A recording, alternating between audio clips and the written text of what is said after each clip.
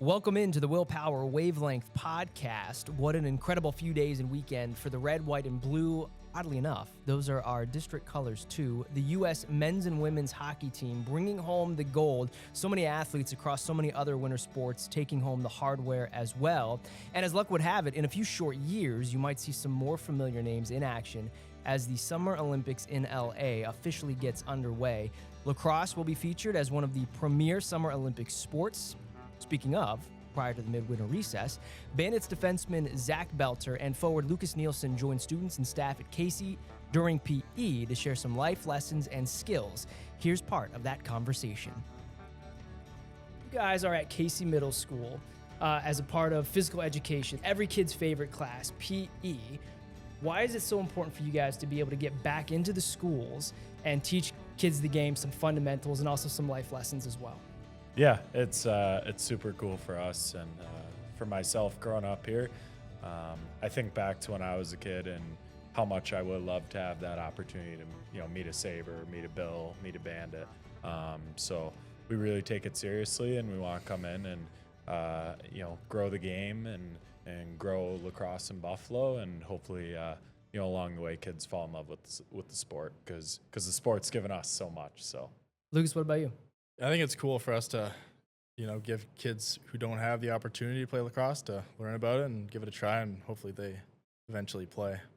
Now, being back in school, it's been a minute since you guys have been into middle school. I'm sure several years. What do you guys remember about being in middle school, roaming the halls, and then having opportunities where professional athletes or members of the community are able to come in and impact your lives and maybe teach you, life lessons and fundamentals of games and things that you're passionate about?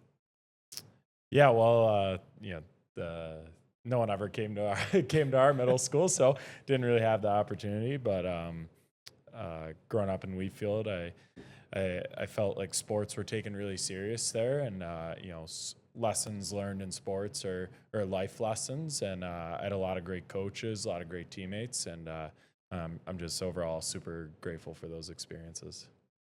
Yeah, I also didn't have anybody come to my middle school, but I think that's why we enjoy doing it, just to, it's something new. Thinking back on your time as a student, outside of PE, maybe what was your favorite class that you guys remember? I loved U.S. history. I think that was junior year where took that and had a lot of fun with it. Found it super interesting, and had a great teacher in Mr. Miller as well. I don't know. I wasn't the biggest school guy, but I'd probably say woodworking. Woodworking? Yeah. That's a unique one. Yeah. What is it about woodwork? Now, do you still do woodworking? No, I don't, but middle school and high school, I liked it. Why? No reading or writing. It's all with your hands. Fair enough. But you get to create, you get to have some fun in those classes. Safety first, though. First and foremost, of course. Yeah.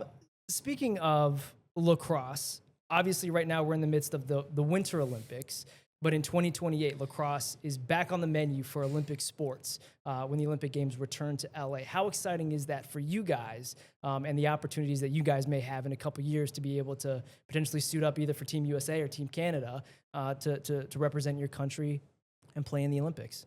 Yeah, it's huge for the sport and the overall growth. And I just think of countries around the world that everyone watches the Olympics, and those countries that haven't seen lacrosse. What's that 5-year-old kid in God knows where, who's sitting there watching his TV, turns it on, what's he gonna think of the sport? And hopefully he asks his parents, how can I play this? How can I get involved? And hopefully those opportunities grow for kids. And I've had the opportunity to represent Team USA in the box cross World Championships. I want to say last year, the year before, and there's no feeling like it. So Olympics are a couple of years away. So we just try and continue to keep working hard and better our game. Yeah, I think it's great for the growth of the sport, but me personally probably won't be playing. But it's cool for guys on our team who get that opportunity.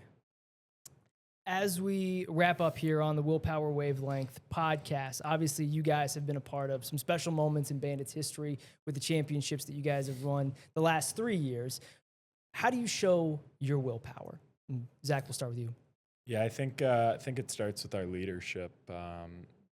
This era, I guess, of Bandits Lacrosse kind of started, when I was in middle school with,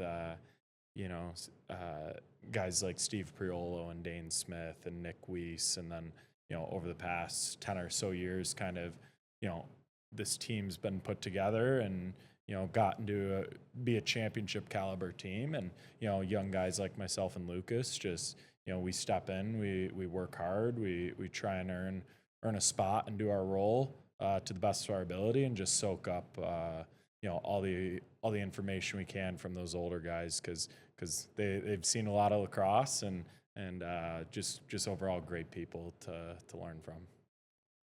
Yeah, I've only been a part of the last championship, but for me, I'd say it's just showing up every day, ready to work. Last question for you guys. What's your favorite motivational phrase? Favorite motivational phrase? I'd say Pat Summitt quote I used to love seeing growing up. Says you're not always going to be the most skilled person in the room, but there's no reason you can't be the most competitive. And I think that's a trait, like as a coach now and coaching, kids at all levels. I want to pass on, and competitive athletes are usually competitive people, and usually become pretty successful in the real world through hard work and constantly setting goals for themselves and putting in the work to achieve those goals. I'd probably say it's a Ricky Bobby quote. If you're not first, you're last. It's a little goofy, but nothing goofy about it. It's good. Yeah, it's you don't win, you got to work harder, right? That's true. That's true. Well, Zach, Lukas, appreciate you guys joining us on the Willpower Wavelength podcast. Best of luck the rest of the season. Thank you. Thanks for having us on.